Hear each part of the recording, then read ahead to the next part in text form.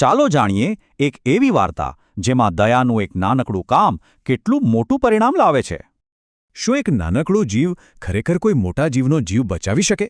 આ વાર્તા એ જ બતાવે છે. તો વાર્તા શરૂ થાય છે એક નદી કિનારે. અહીં એક મોટા ઝાડ પર એક દયાળુ ચકલી રહેતી હતી. એ જ નદી કિનારે એક નાનકડી કીડી બિચારી પાણી પીવા માટે આવી. પણ થયું એવું કે પવનના એક જોરદાર ઝાપટાએ કીડીને સીધી નદીમાં ફેંકી દીધી. ઝાડ પર બેઠેલી ચકલીએ આ બધું જોયું. એને તરત જ ડૂબતી કીડી પર દયા આવી. એણે એક ક્ષણનો પણ વિચાર કર્યા વગર ઝાડનું એક પાંદડું તોડી કીડી પાસે નાખી દીધું. કીડી તરત જ પાંદડા પર ચડી ગઈ અને બસ એ પાંદડું એના માટે નાવ બની ગયું.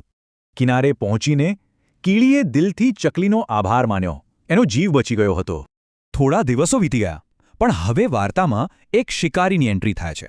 શિકારીની નજર સીધી પેલી ચકલી પર પડી અને ચકલીને તો આ વાતની ખબર જ નહોતી.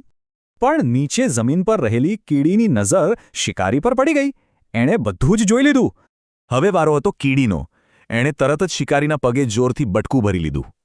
જુઓ, ચકલીએ પાંદડું નાખીને જીવ બચાવ્યો, તો કીડીએ બટકું ભરીને દયાની સાંકળ પૂરી થઈ.